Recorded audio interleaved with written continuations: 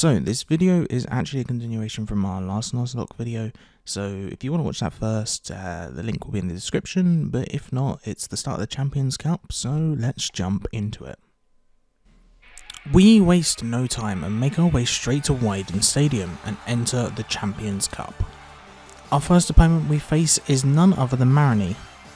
The battle starts off strong, with the trap taking down Lipard in one hit with a critical Earthquake. We then are hit with a Torment in the process, stopping us from using the same move twice in a row. Next, out comes Scrafty. The trap digs down, allowing them to avoid an incoming Swagger, and coming up, Scrafty is left with just over half health, and in turn responds with a Crunch, dealing about a quarter of Trap's HP. The trap then hits an Earthquake, knocking out Scrafty. Next up is Toxicroak, who hits us with a quick Sucker Punch, but the trap manages to hang in there, with it barely being under half health yet. They then follow back with a Dig, which knocks out Toxicroak in one hit, thanks to being super effective. Roarpeko is up next, but they are a little threat, only getting off a quick bite while we go for a quick heal. The trap then finishes off with one Max Quake after Dynamaxing. Now Marini's ex, Grimmsnarl, who also as they enter starts by Dynamaxing. The trap hits a Max Quake crit, dealing about 3/4 of their health, but the Grimmsnarl is not having any of it, and comes straight back with a super effective Max Starfall, leaving us barely hanging in there with only 7 HP remaining.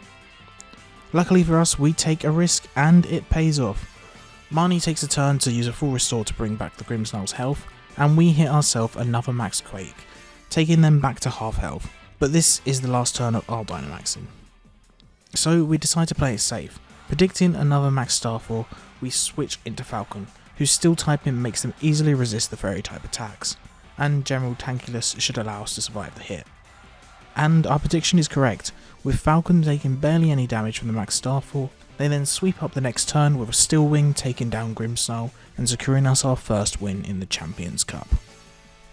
But there is no time to rest. After a quick reorganisation of our time, we jump straight back into the next fight, this time against Hop, and the winner of this fight enters into the finals. The battle starts off with Hop sending out Double and we send out Bearchew. Dub uses Cotton Guard, drastically raising their defense, but in turn we Dynamax Bearchew and go for a Max Knuckle, dealing just over half health. Double hits a Body Slam which unfortunately paralyzes Bearchew, causing them to miss a vital Dynamax turn. But after another Body Slam from Double, Bearchew connects another Max Knuckle, finishing them off. Next up is Snorlax, and as our Dynamax ends, they hit us with a super effective Hammer Arm, bringing Bearchew down to a quarter health left. And thanks to being paralysed, we miss yet another turn. So to prevent Bearchew from going down and missing any other attacks, we use ourselves a full restore to bring them back to full health and cure their status condition. Snorlax then hits another Hammer Arm, leaving us with over half health, giving us a little bit of room to play with for the next turn. So we go for a Sheer Cold. It misses, but worth a shot at least. Snorlax then hits another Hammer Arm, bringing Bearchew into the red with only 29 HP remaining. We repeat this dance for a couple more turns, but unfortunately Sheer Cold never hits. So we decide to change up the strategy, and so does Hop, with Snorlax hitting a high pulse power, but it deals almost no damage. Bearchew hits Superpower and KO Snorlax in one. Yeah, so it turns out we didn't actually need a try for the Sheer Cold, but you know, content. Hop then brings in Corviknight, so we swap Bearchew out for Zoe, who manages to avoid a Steel Wing in the process. Zoe then hits Overdrive, dealing with Corviknight in one hit. With Pinurchin up next, Zoe goes for a Boom Burst, bringing them down to red with only a few HP remaining. They hit us with a Curse, but it does no damage, however it does increase their attack and strength by 1 stage, while lowering their speed. Hop then heals up Pinurchin, but that does not stop Zoe from hitting another Boom Burst, bringing them right back down to where they were before. And another Boom Burst later, Pinurchin is down for the count. Onto Rillaboom, Hop's starter, ace, and final Pokemon. We start out by swapping out Zoe for Falcon for that super effective damage as Hop goes to Dynamax. Rillaboom goes for a Max Quake, but thanks to Falcon's flying type, it does nothing. A Max Darkness hits, but it does little to no damage, and we come back with a Drill Peck almost dealing half damage. Another Max Darkness hits, but Falcon takes it like a champ, standing strong with over half health still remaining. This time we go for a Home Claw to guarantee a Drill Peck KO next turn. But beforehand we do just play it safe. Since our special attack has been lowered a few times, we do heal up and hit with a Snarl in the process, but it barely scratches Falcon. After another weak Snarl hits, Falcon hits Drill Peck, knocking out Rillaboom, securing the victory against Hop and allowing us to move on to the finals of the Champions Cup. After finishing off the battle, we do agree to meet Leon, who invites us to a nice fancy dinner, which we gladly accept. But after waiting for him for several hours, we are met by Pierce, who tells us that they have gone to Ross's tower. So the only logical thing that we do is we decide to go and investigate. As we are allowed to leave for Rose Tower, we bump into Elena, who tells us we are not to interfere with Leon and Rose's meeting, and that she will do everything in her power to stop us making our way there. She tells us that in order to actually make it there, we must find the correct league member of having any chance of making it to Rose Tower. So after finding the league member with sunglasses 3 times and then defeating them in a quick battle, it was pretty easy, we make our way to the monorail to get to Rose Tower. But unfortunately the league staff members are also blocking the way there and with no sign of moving. Thankfully, Pierce starts a promptu concert causing panic at the station, allowing us to get through and make our way to Rose Tower with Hop. Once we arrive at Rose Tower, we have to make our way to the top, and along the way up we end up fighting in a double battle which feels like every other floor more or less, against the Marcos Cosmos members. Marco Cosmos, it's something like that, I can't remember, with Hop. But luckily after every battle we are actually healed by Hop, so there's not really much worry of losing a Pokemon here, and it's nothing we can't handle. And eventually we do make our way to the top. As soon as we reach the top floor we are stopped by Elena once more, and the only way to pass through and make it to Rose and Leon, we have to take on Elena in a battle. The battle begins and she starts off by sending out Frostlass and we follow with Frame. One Pyro Ball later and Frostlass is gone. Next out comes Milotic, so we swap into Zoe for the type advantage, but we take no damage in the process since Milotic sets up an Aqua Beam. Unfortunately the first overdrive doesn't KO Milotic, meaning that we are hit by a Surf which deals almost half HP, but the second overdrive seals the deal, knocking out Milotic. Salazzle is next out, so we make another swap, this time into Trap, getting hit by an Incinerate on the way in, but it barely does anything. Salazzle outspeeds hitting a nasty Dragon Pulse, leaving Trap with only 5 HP, but an Earthquake in return easily disposes of Salazzle. Tessalina is brought out, so we bring Flame back in for the job, getting hit by an Aerobatics on the way in. Taking this opportunity thanks to our type advantage, we heal up the Trap, who is needed for the final Pokemon of the battle.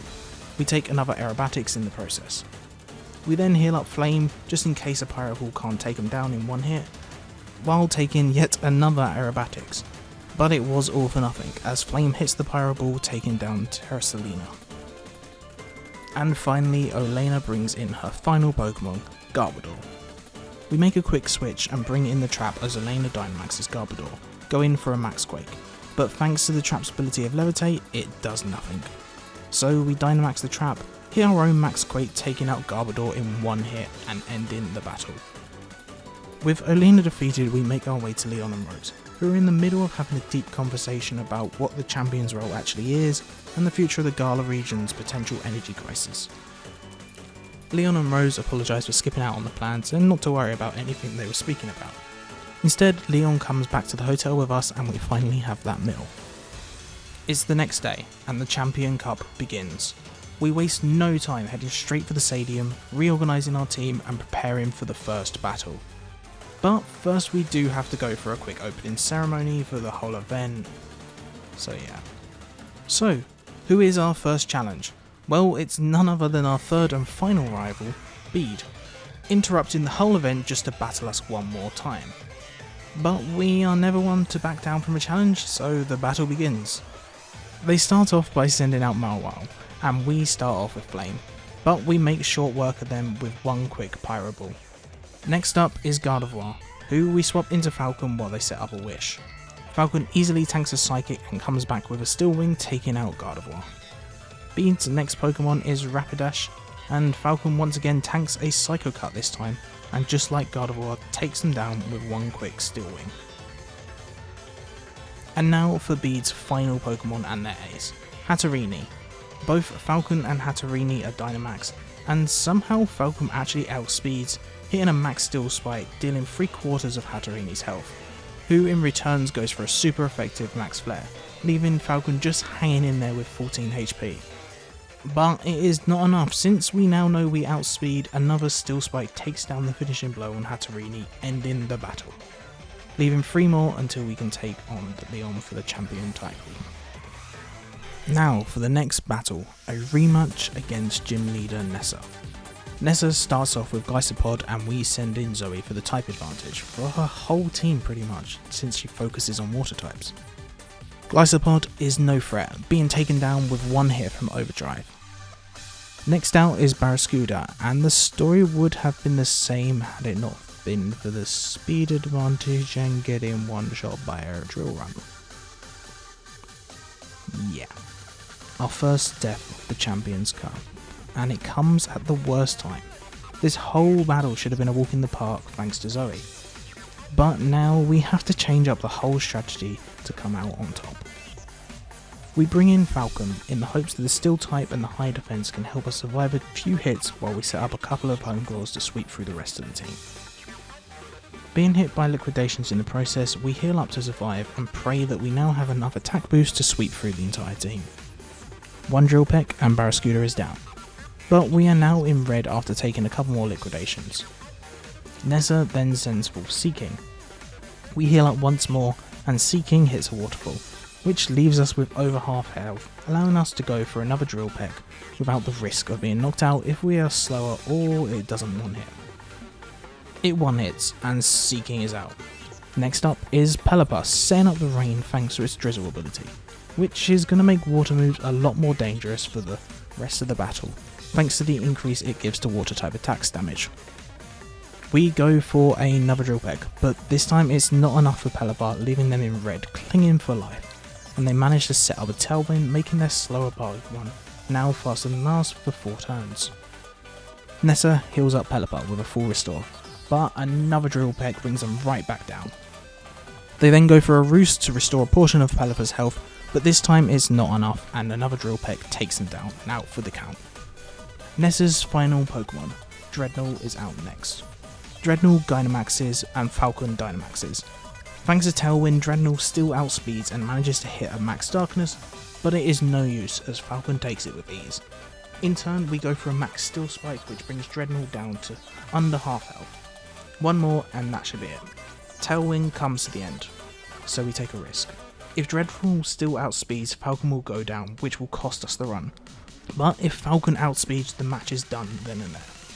The risk pays off. Falcon outspeeds, knocking out Dreadnought and winning us the battle against Nessa. But it was not without our own loss of losing Zoe in the process. With Zoe out for the count, we only have 5 Pokemon for the upcoming battles.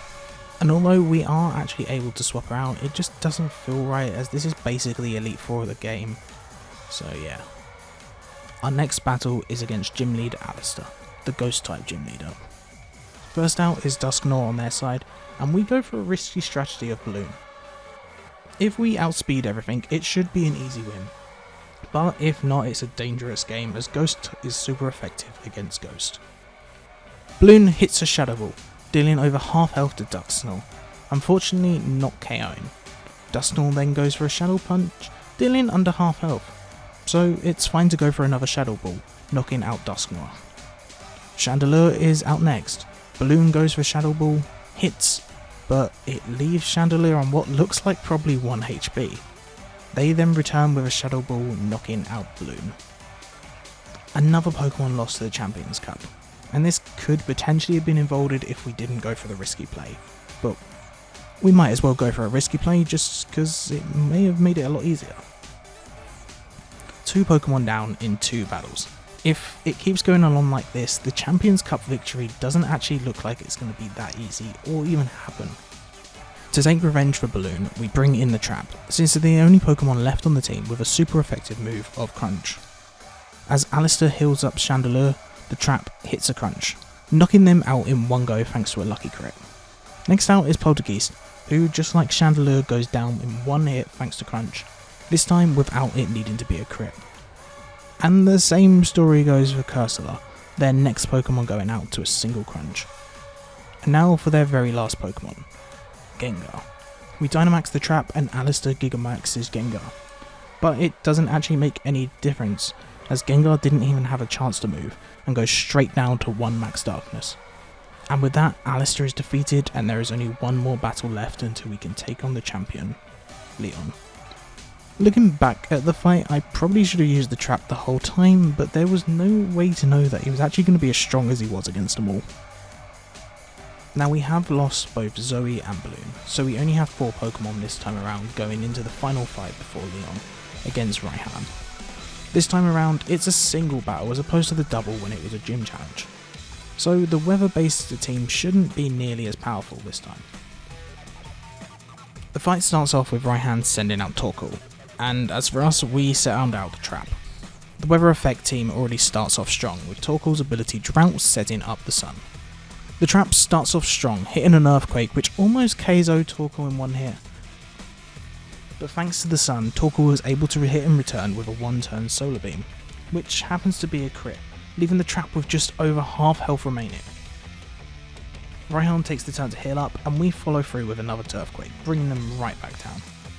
And another Earthquake later, Torkoal is down for the count. Out comes Turtonator. The trap goes for another Earthquake, almost knocking them down, but it's not enough and they return fire with a Dragon Pulse, knocking out the trap, making them the 3rd Pokemon to go down in the Champions Cup. This really is not looking great. Falcon then swoops in to finish off the job with a quick Drill Peck. Goodra comes out next, so we decide to take advantage of Falcon's tankiness to set up a few home goals, and the next weather effect comes into play of Rain, thanks to a Rain Dance from Goodra. Hopefully we now have a high enough attack stat to be able to take out the Goodra for a Drill Peck. Unfortunately it doesn't, and it leaves them with just a little sliver of health left, in the red. They then return with a guaranteed Thunder thanks to the rain, almost taking out Falcon in one hit thanks to it being super effective and a crit, leaving them with just 16 health remaining. Instead of healing, we do actually go for one more Drill Peck which finishes off Goodra, and next up is their own Flygon. We take a turn to heal back to full and are hit by a Crunch, but it barely leaves a dent. The 3rd weather effect of Sandstorm is then brought in thanks to Sandstorm, allowing us to set up another Home Claws for free. Taking another Crunch, bringing us down to just below health, we set up yet another Home Claws, and another Crunch and another Home Claws. We then take a turn to heal back up again, while taking yet another Crunch. Sandstorm ends and Flygon brings it back in once again. With +4 attack, this should be enough to finish off their last Pokemon along with Flygon. So one Drill Peck and Flygon is out, as Raihan brings in their ace and final Pokemon of Duraludon.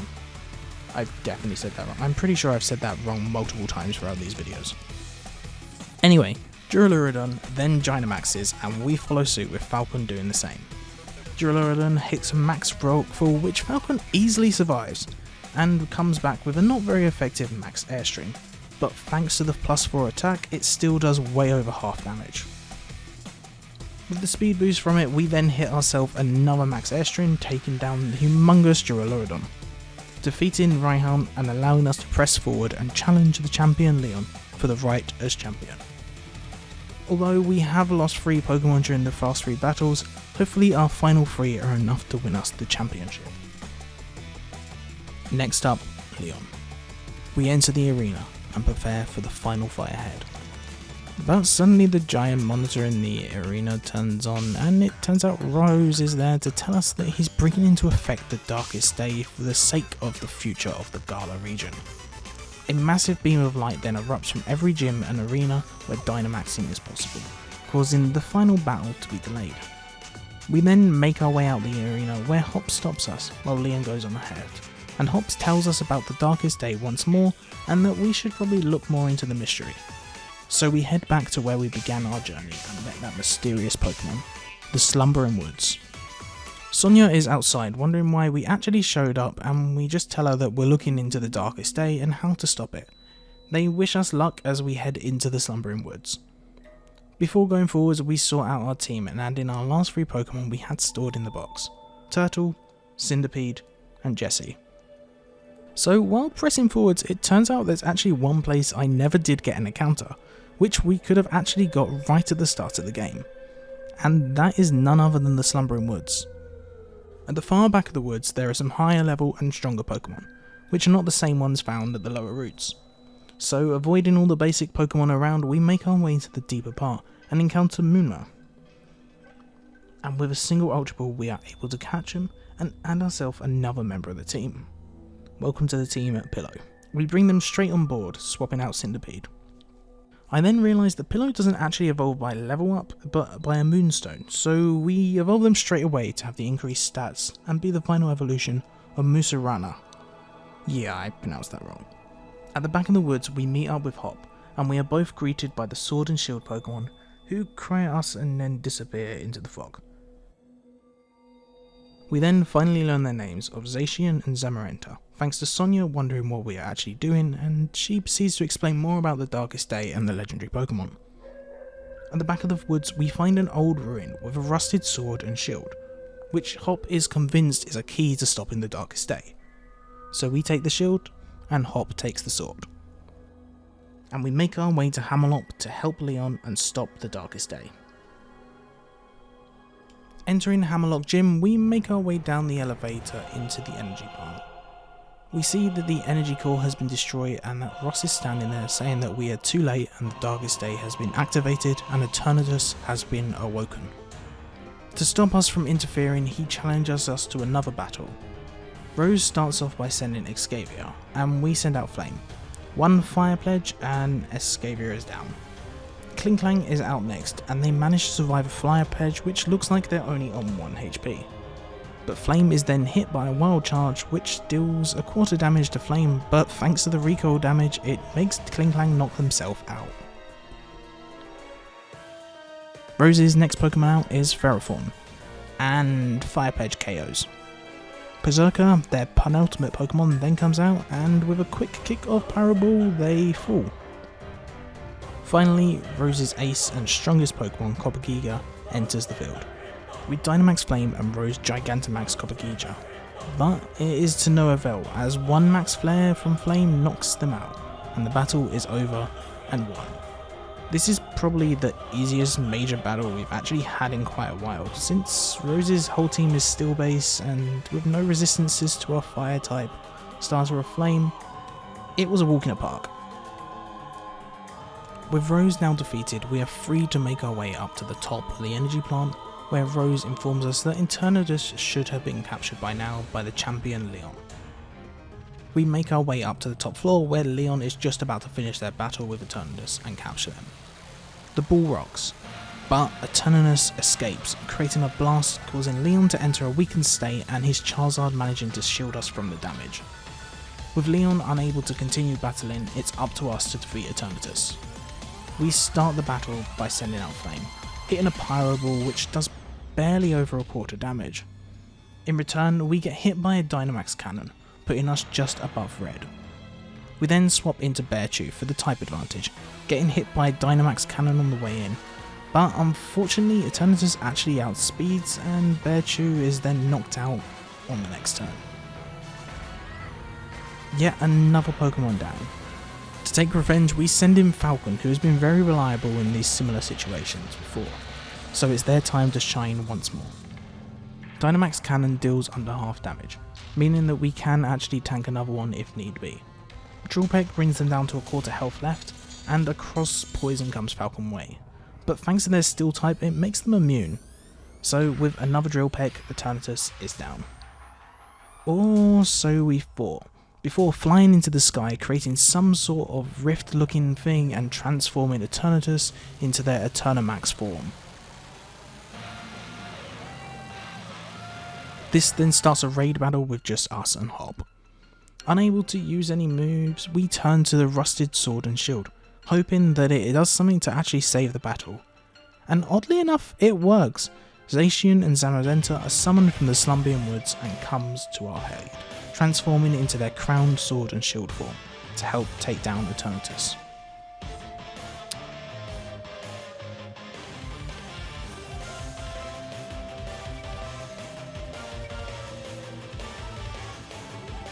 So looking back at the footage, for some reason I swapped back into Bearchew even though they had already fainted. I'm assuming just to kill them off, as it felt wrong to have them back alive at this point, but who knows. They faint again during the fight and don't actually contribute anything, so I guess they're probably dead now? But then we managed to defeat Eternatus, and we are free to throw any Pokeball we like for a guaranteed catch. With Eternatus now core and will most likely be added to the team, Zacian and Zamazenta leave into the distance, leaving behind their sword and shield. 3 days then pass, and with everything now calmed down, our final battle for the championship title is back on, and it is time to take on Leon.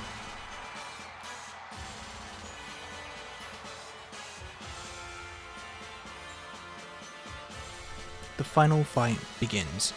Leon starts off the fight with Aegislash, and we start off with Flame.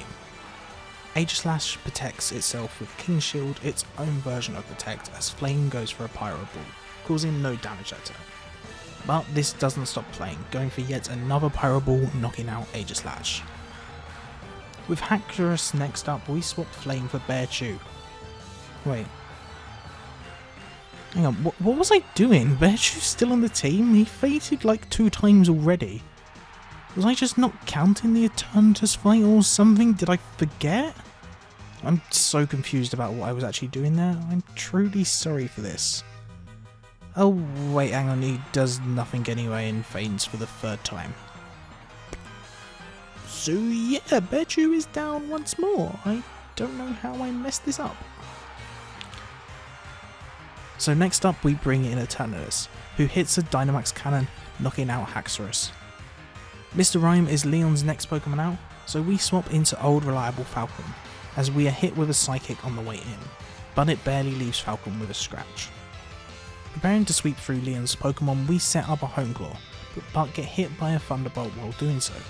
Luckily, it's not enough to take down Falcon, and they manage to just hang in there.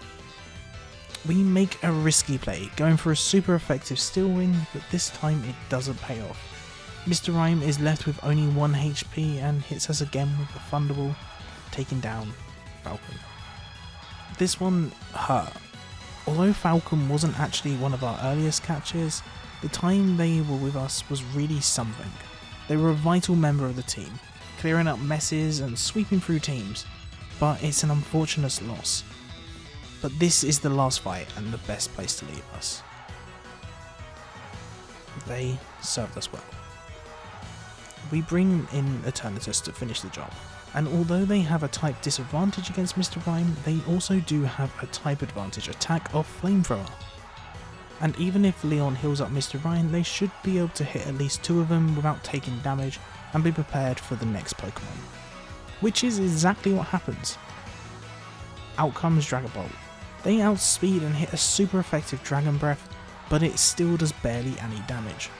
Eternatus counters with Dynamax Cannon once more, taking down Dragapult in 1 shot. It's now time for the last of the 3 starters to make an appearance, Inteleon, who was the original Sobble right at the start of the game who neither me or Hot picked. We decide to stay in with Eternatus and go for one more powerful Dynamax Cannon, bringing Inteleon right down to red. We then hit with a Mud Shot in return, lowering our speed at the same time. Although it makes no difference. Even though Inteleon now outspeeds, they hit a Snipe Shot, but it's not enough to KO us, leaving us only with 29 HP, despite it also being a crit. We return fire with a Dragon Pulse, knocking Inteleon down and out for the count. This leaves Leon with only 1 Pokemon left, their ace and most powerful, Charizard. Knowing Charizard is going to Gigantamax this turn, we decide to heal up to full, as Eternatus might actually be the key to this victory. Charizard Gigantamaxes and hits a max airstream, boosting their speed stat and leaving Eternatus with a little over half health. We are then hit by one more max airstream, but since it deals under half damage, Eternatus barely hangs in there and hits back with its signature move of Dynamax Cannon, which actually has a nice little effect of dealing double damage to any Dynamax or Gigantamax Pokemon. This allows us to wipe away a huge chunk of Charizard's health, leaving them with about a quarter left. Taking another turn to heal up, we take a max Rock Salt in the process, but once again barely damages Eternatus. It does however set up Sandstorm, but this shouldn't make much difference as both of us are being hit by it. With that attack, Charizard's Gigantamax ends, and they follow up with a Fire Blast, dealing a fair amount of damage despite not being a very effective move. But it's not enough to stop Eternatus, and with one final Dynamax Cannon, we take down Charizard, defeating Leon and officially becoming new champion of the Galar region.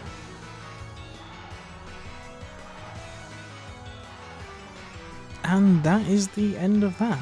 The Nuzlocke is over. We took many losses over the course of this run, and some hurt a lot more than others, but it was still a success. Obviously it wasn't as hard as you can make a Nuzlocke, with the fact that we were able to heal during battles, but this is my first ever attempt, so I didn't want to make it too difficult on myself, so I'm more inclined to do more in the future on any of the other games, maybe not healing next time around. I had a blast doing this, and I hope you enjoyed watching it. There is post-game content that I could have actually included in this video, but it's fairly long as it is. And then there's DLC, which I think I have footage for somewhere, I've just got to find it. But yeah, this is a long video in itself. I mean, the script is just currently sitting at 17 pages long already, so who knows how long it would be with DLC and post-game. So maybe there'll be a follow-up, I'm not sure. If people want to see it, let me know. But for today, we shall call it there. Hopefully you enjoyed it, and if you made it this far in the video, a like, comment or subscription would be more than welcome. It's not my normal sort of content, but I kind of want to branch out and do what I enjoy as opposed to be stuck in one specific area. I have a few more videos and idea on the way, so be on the lookout for that. But enough of my rambling. Thanks for watching, and I shall see you in the next one.